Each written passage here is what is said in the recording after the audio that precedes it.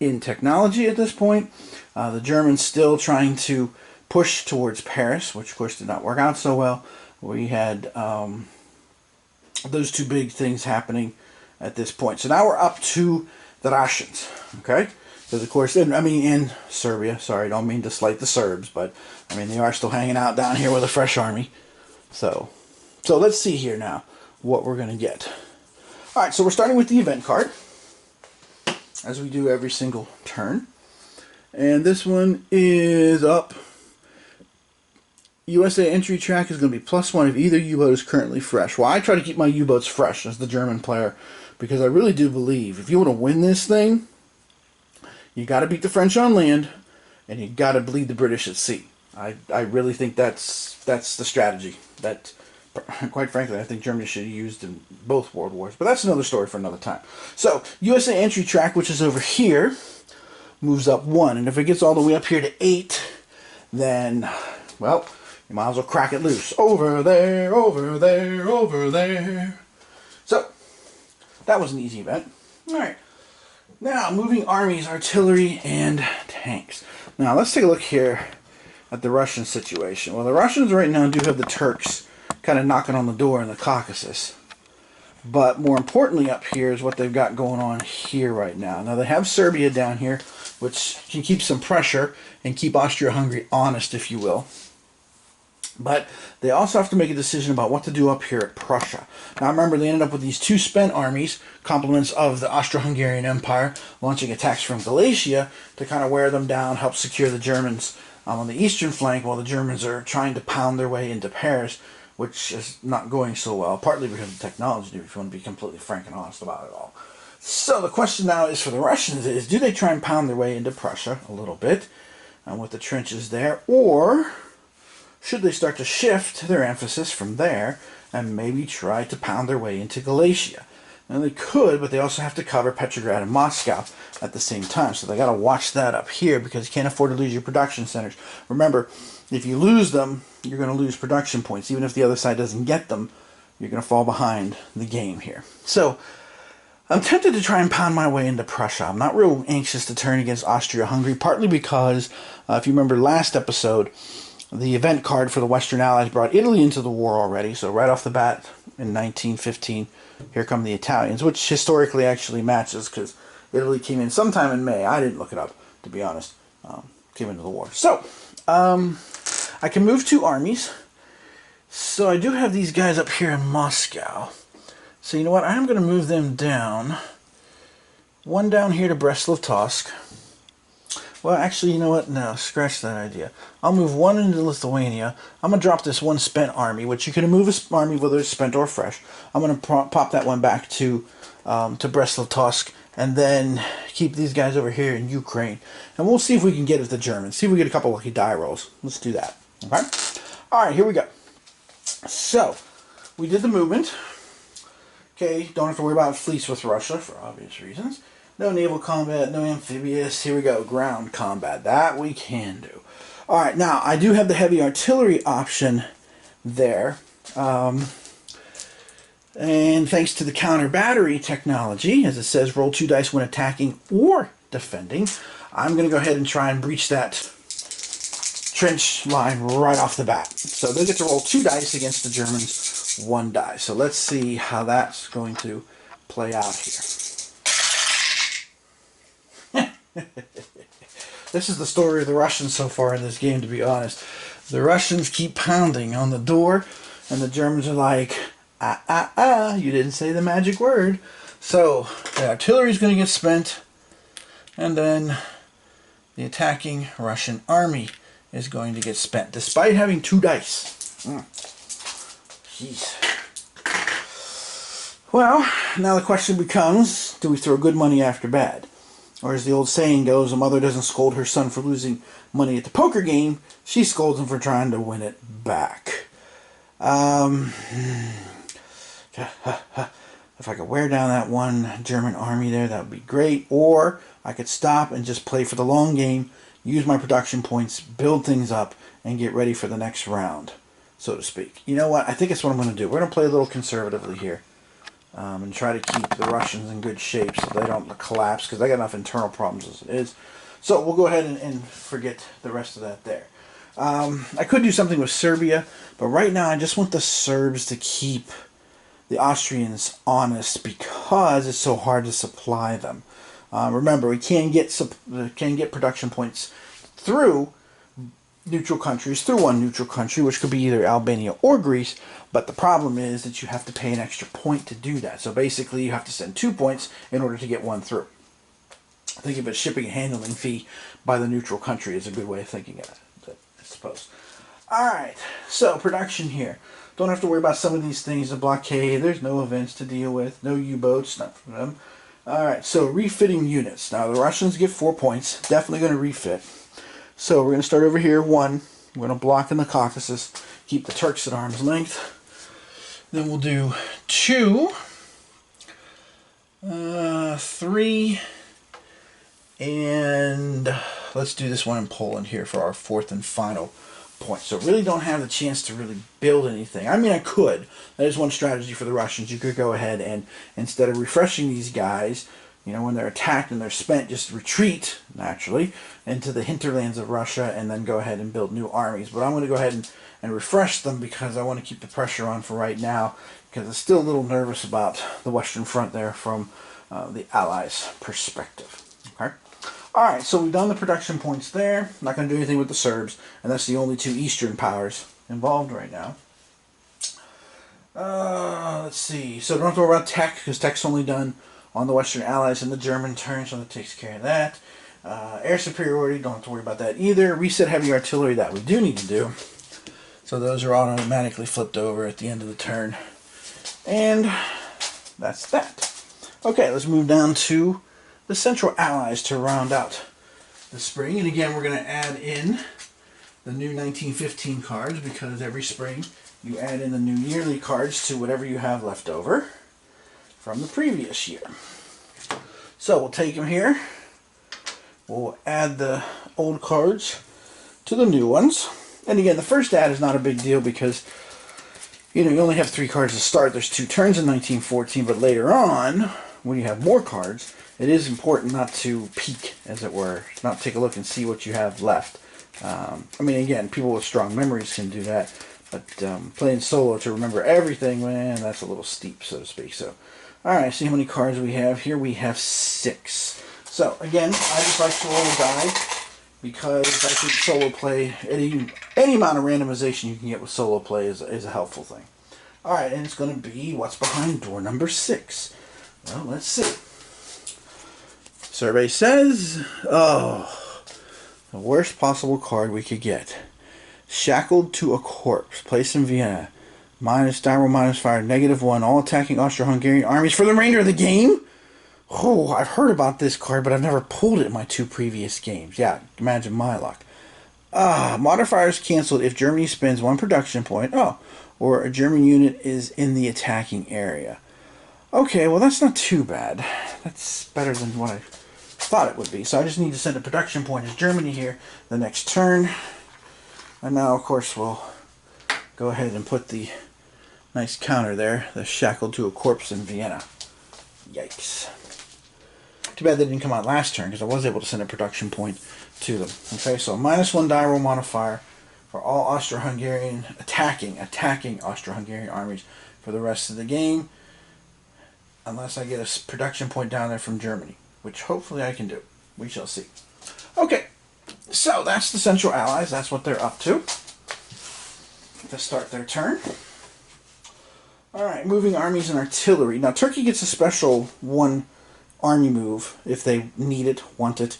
Right now, not going to do that because it's Turkey. I'm going to go ahead and try and put pressure in the Caucasus here until the British decide to get their act together over here, which they probably are not going to do anytime soon because of what's going on the Western Front. So I guess one could argue maybe I should be paying more attention here and forgetting about the Russians, but I like to keep the pressure off. That 2-front war nightmare, so to speak. Now, the Austro-Hungarians can move 2. Now, here's the big thing for them. Italy is now in the war. So the question becomes, what do I do with them? Because remember, any attacking army now, until Germany sends them another production point, it's a -1 modifier. Alright, well, even if the British send an army to Italy, which they might, which I've done before, in the summer of 1915, because of where the ports are, there's no port up here in Venetia, which seems a little weird, but that's, okay, alright. I mean, granted, I don't know my Italian geography that well, but I was always under the impression that there was a decent port there, but maybe not. So maybe I should just be thinking about defensive measures there, because there'll only be the 2 Italian armies to try and cross, and because this is a mountainous region here, the Austro-Hungarian armies will get a +1 modifier to the defense roll. Remember that die roll modifier for shackled to a corpse is only applicable for attacking purposes. But then, do I want to hit the Russians, or try to hit the Russians once to keep them honest, so to speak? And what about Serbia? That's another issue. Okay, let's do this. Let me move 1 army over here to Austria. Let me send the heavy artillery down to here and see if maybe we can't drive Serbia back and get them out of the way. And maybe just, I hate to leave the Russian front alone, so to speak, but I think I almost have to this game, and we'll let the Germans figure out what they're going to do when time comes for their move. So, yeah, that's what I'm thinking. Alright. So, I got everybody moved. Combat, no naval, no guerrilla, ground combat. Alright, well, here we go. So, let's start down here in Serbia. We'll use the heavy artillery unit, which... but they don't have the technology. Huh. That's interesting, actually. I need to see that event card. Hang on a second, guys. Okay. Yeah, it said if it's not active, which it wasn't. Oh, I guess I can't use it yet because it's not active. Well, that throws a monkey wrench into everything, doesn't it? Shoot. All right. Well, bollocks. Well, now I don't really want to attack anywhere. All right, you know what? I'm going to attack once from Galicia because I can, and see if I can get that other army, Russian army in Ukraine spent. Let's see what happens. Ready? Uh-oh. Well, let's see. Okay. There we go. I've had trouble lately with my dice trying to run away from me. I'm not sure what that's about. Alright, so, that one assault. Just give me 1 second to track down that die if I can quickly. If I can't, I'll do it later. Oh, there it is.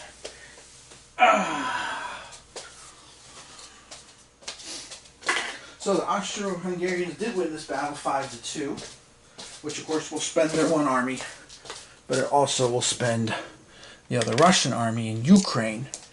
So now the Russians will have to kind of keep an eye on that. Even with the -1 modifier, that would take them down to 4 versus 2, which is still a clear win. Remember, ties go in favor of the attacker. And you know what? I think that's it. I think that's all I'm going to do. Because, the heavy artillery is not active. That is annoying. That is vexing. Actually, it's worse than vexing, but... Alright. Okay, Alright, let's go over here to Turkey. And we'll have the Turks try to strike at the Russians. Now, the Russians will get +1 to their die roll because they're in a mountainous terrain.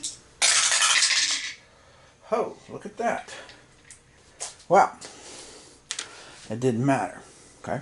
Now, unfortunately, Turkey won't be able to follow that up because the spaces that are boxes on the map, the stacking limit is only 1 army in the box, or circles like in East Africa. Everywhere else, there's no stacking limit on any of the spaces. You can have as many armies as you want. But hey, the Russians are spent, so if they don't spend a production point down there, Turkey can go ahead and do that next turn and try to put some pressure there. Okay, great. So, that worked out at least reasonably well. All right, but that's it. We're not going to try and push this because I have to wait and see how the Italian front develops. Excuse me, to be honest. Okay, so here we go. We're down to spending. Now again, Turkey has 1 production point, which is less than Austria-Hungary's 3. So we'll go ahead and we'll start with Turkey. Now the question is, since the British are so focused on the Western Front, should I go ahead and try to drive on Sinai? I can over here. You know what? Let's do that. I'll flip this guy over. Okay. And we'll get him refitted. Now, the Austro-Hungarians got 1 point from the Germans. So, now I'm tempted here to do a couple of things with Austria-Hungary. One thing I'm thinking about doing is refreshing both the armies that are up here in Galicia, and then taking the other 2 points and building a brand new Austro-Hungarian army. Or, I could refresh the 2 in Galicia and put a trench in Austria to keep the potential Italian British army at bay.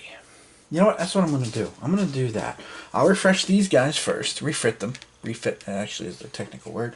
And then everybody else, it costs them 2 points to build a trench except for the Germans. So I'm going to go over here with the Austro-Hungarians and I'll dig a trench in this space. And again, trenches are limited, okay? So you can't think of trenches as being unlimited in this game. That's not true, all right? You are limited to the counter mix, which is interesting. Okay, so we're done with all that. No technology to worry about. No air superiority. Don't have to worry about resetting heavy artillery because I can't use it. It's not active. Jeez, freaking flip. Okay, all right, and then that is the end of the spring turn there. Now the question is, should I go on to the summer 1915 just to see what the Germans are doing and see if they can get caught up on technology? I mean, I could. Let me see. Let me do a time check here real quick, see how long this video is. Alright, so this video seems to be about 20 minutes right now. Well. In the words of James Brown, well. Alright.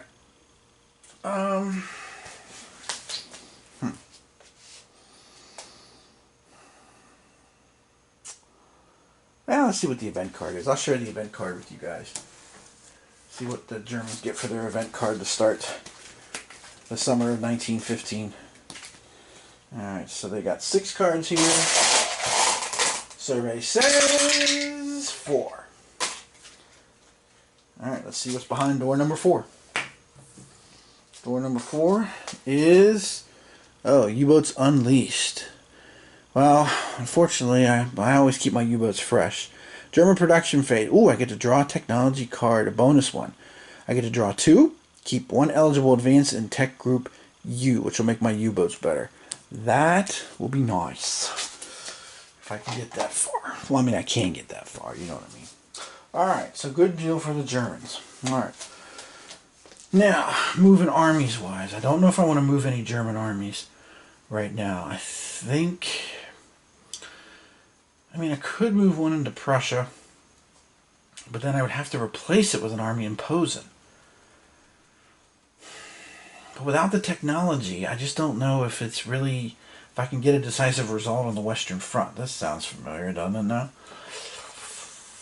I mean, I could think about switching German armies down to Austria-Hungary, maybe knocking Italy out of the war quickly, but I don't think I have time for that. I don't have that luxury, I don't think.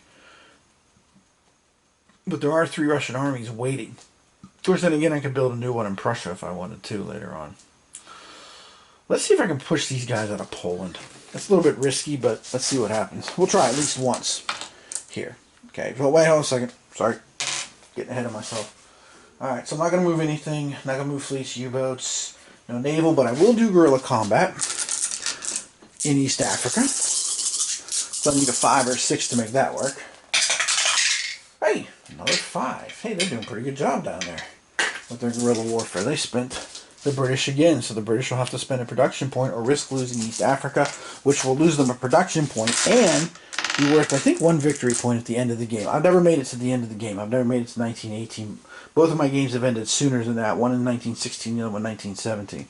So, alright, now let's turn our attention to Poland and see what we can get here. Alright.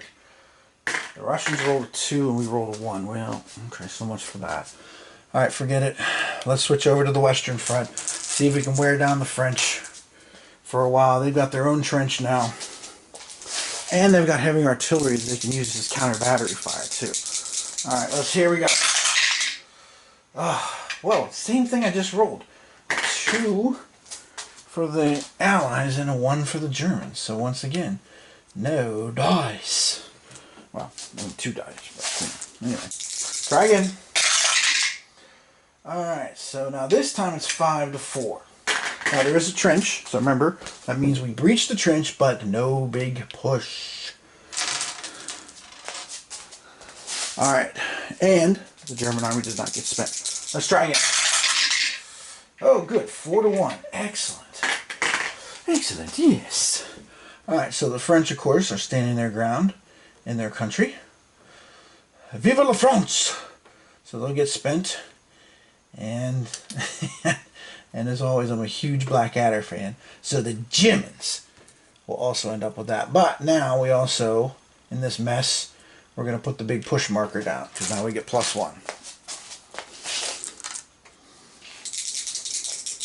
As my students used to say, awesome sauce, whatever. Alright, this time again, 4-3, which actually turns into 5-3 with the big push marker. Alright, so the French are taking a hit here again. And the Germans, of course, are becoming spent. That's alright. Here we go, we're going to push again. Whoa, this time it was 6-2. Whew, that was huge. Let's see, I may have to use one of these French units here that has a die roll modifier. This frontline formation. I think I'm going to have to throw them into the fray, because they'll get +2 to their die roll. So I'm going to do that as the French to try and stop the bleeding, because the Germans are just killing us here. So +2 to the French die roll, +1 for the Germans. So here come the Germans. Deutschland über alles! And the French, Vive la France! Okay, well, here, I'll show you this one. So it was a 4-2. So the French 2 + 2 is 4, which again is usually an attacker thing, but remember, they have their air superiority, so a tie would actually, the first tie goes to them. But the Germans have their big push marker, which turns that into a 5-4. So the frontline formation is hammered and now spent. And worse yet, the French lose that frontline formation modifier. Oh boy. Okay. Well, time now for the French to pull out the they shall not pass bit. Oh, I forgot to spend that German army, didn't I? Yes, I did. Okay. Alright, so the Germans still have 3 armies, but hey, you know what? I'm going. Now the question is, should I use the British Old Contemptibles? I do have that unit here. I could also use counter battery. Let's use counter battery fire. That will let me roll 2 dice. Let's see if I can stop the bleeding that way. Holy cow! Rot reward. So the Germans, with their 6, even with the counter battery fire, the 6 is better than the 4. So the Germans get spent, but the French are spent. And the one thing the French don't have is the economic resources. Alright. So, as my wife and I, when we play History of the World, if you're familiar with History of the World, it's got a very similar combat system. So, my wife and I, we get the bit between our teeth and keep going after the same territory again. We both have a tendency to go, again. So here we go. Here come the Germans again. Oh, finally. Finally the French managed to slow the Boche down. So, bye-bye marker. Okay. The Germans have 1 fresh army left. But remember, the trenches have been breached. So I might as well take advantage of that. I'll go with the last one. The French will make the stand. It ends up being a German 2-1. So again, wow. Look at all the French armies that got spent this turn. Whew, good thing that there's 2 fresh British armies there, but wow, look at this stack that's there. Now, of course, the Germans have a massive stack too, but again, there's a big honking difference between... Okay, I've got 4 production points. Well, not even 4, because the Somme was occupied by the Germans. So I've got 3 production points, if I can get this stack to behave, versus I've got 12. So that's a little bit of an edge. And if the Germans manage to get a good technology pull this time, like some heavy artillery, whoo, this could be bad. All right. Any other attacks I want to do? Because remember, you can flip-flop all over the place, back and forth if you want.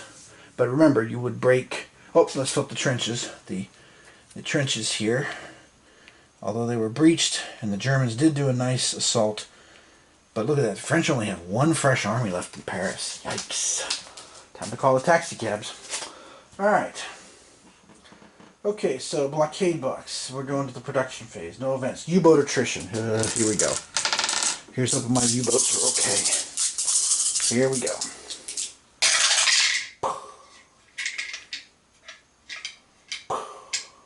Sorry, that's my bad attempt at sonar. Which I guess is actually bad because then it means that there's some British destroyer pinging them, right? Yeah, that's probably a bad sound effect for that. Alright. Let's see. So we got a 7 and we've got a 10. Let's check our chart. Here we go, y'all. 7. Spent if convoys active. No convoys. Awesome. 10. No effect. The U-boat remains fresh. Booyah! So, the British are going to be sweating here. Because the U-boats are staying fresh. Okay. Refit units. Okay, I've got my 12 production points. I'm still humming here. So first things first, naturally, let's refit all these dudes here. All the young dudes carry the news. 5, 6, 7, 8 German armies. Whew. That's the bulk. But again, the automatic victory conditions to this game are if Paris falls and cannot be recaptured by the end of the Western player's turn. Thanks for playing. Here's some nice parting gifts for you. Alright, so I spent 8 there. Now obviously we'll flip this. That's 9. I could double up a trench in Prussia. I'd like to send that 1 production point to Austria-Hungary so that way I can get rid of this shackled to a corpse nonsense. So I got 3 left. I could build another German army. I think I have a few German armies left. I do, actually. Okay, let's do that. Let's build and spend, so to speak. So 1 point to Vienna. New German army in Posen, because remember I can move it around as I see fit. That's that. And now again, let me just check the text on the card here. But that should free me from the shackles. Right. Modifier canceled if Germany spends 1 production point or German unit is in the attacking area. Well, I spent the production point, so no more shackles. That's it. They're gone. Good. Alright. Now, technology. Okay, now this time we get to draw bonus technology cards thanks to our U-Boats Unleashed. So I'm going to draw 2 cards. If either one is U, I get to keep it. Alright, so we have all 10 cards left. So we're looking at cards 4 and 5. I swear, if that P3 shows up, I'm going to lose it. Not so much that I would wake my kids, because my kids are sleeping, but still. Alright, so 1, 2, 3, 4, 5. Alright, let's see what the Germans get for their tech. Alright. That's my weak attempt at a drum roll. Oh, come on! 10 cards! 3 times in a row! 4 times in a row! That's wrong, man. That's wrong. Germany must be destined to lose this war. Ah! But I don't keep either one of them. Because it has to be an advance in the U group. Neither one is a U. It's a P and a G. Actually, I was thinking more if it's a P and an S. Okay, sorry. Alright, now that was the bonus. Which means, of course, the good news is I still get to draw a card. Now, of course, what will be hilarious is the next card that I draw from the technology deck ends up being a U card. U1. I'll take any level 1 card right now. I'm so far behind in technology, I think I'm first. Yeah, it's just sad. Alright, here we go. I've reshuffled.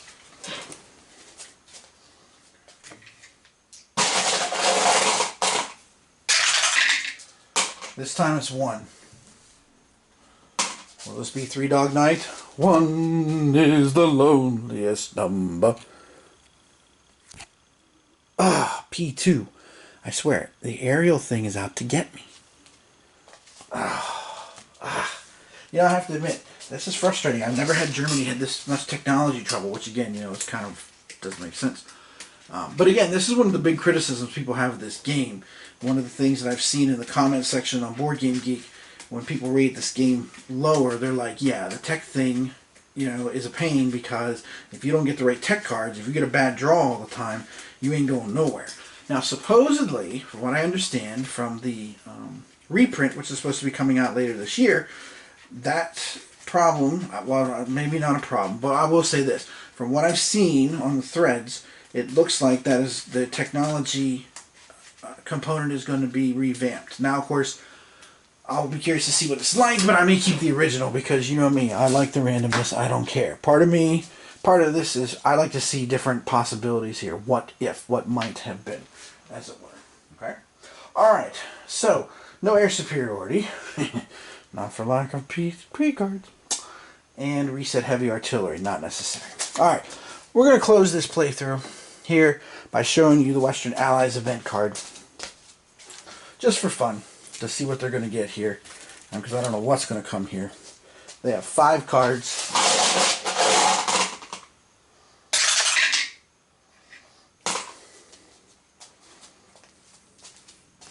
Alright, here is their event card. Italy joins the Triple Entente. Well, Italy's at war, so as you can see there on the bottom, there's no effect. So, no harm, no foul this time. But, man. Whew.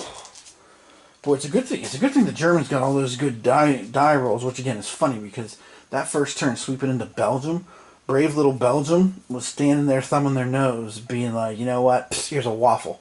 Here, smack you in the face with a waffle. I'm sorry, it's the first thing I could think of with Belgium. I know that's probably terrible and stuff, but that's the first thing I usually think of. When you say play word association, you say Belgium, I'm going to say probably waffle. Chocolate would be the second one, to be honest, because Belgian chocolates are top notch. Okay, and again, nothing disparaging here. This is all good fun and stuff. I mean, you know, clearly the Belgian army has been a brave and heroic force throughout their history. And it's hard to stand up to the big guys, but, you know, they did it twice. So, okay, so that's where I'm going to leave this playthrough with the Western Allies trying to figure out how exactly are they going to keep France afloat financially, while at the same time, the British, of course, hoping that the German U-boats don't do too much damage. But, of course, as Germans are going, yeah, baby, come on. So we'll see. Alright, so hopefully this gives you a good idea how the game plays. Again, I like it. It's a lot of fun. I do have some other games. Like I mentioned, I have the SPW games, which are more detailed. But this one, for me, I enjoy because it really is the grand strategy level. You know, with the event cards, the technology cards, you have all those big things that interconnect and work together to create policy. Because the tech cards I like, because the tech cards also give that element of, again, referencing Allison and Zalika, their decision-making model number 2, decision as organizational output, which basically means the different organizations in your government tell you what's possible, and, you know, that helps create policy. You know, it's kind of like in the movie Failsafe, when General Black is, like, he's saying that, you know, telling the policymakers, you know, how war can be made, how it can be fought. They are making policy, and that's true. And that, of course, back to Clausewitz. You can discuss among yourselves there. I'm not going there for the time being. That horse has been beaten enough. But anyway, I do like this. It's a lot of fun. This game has been very interesting from the other ones.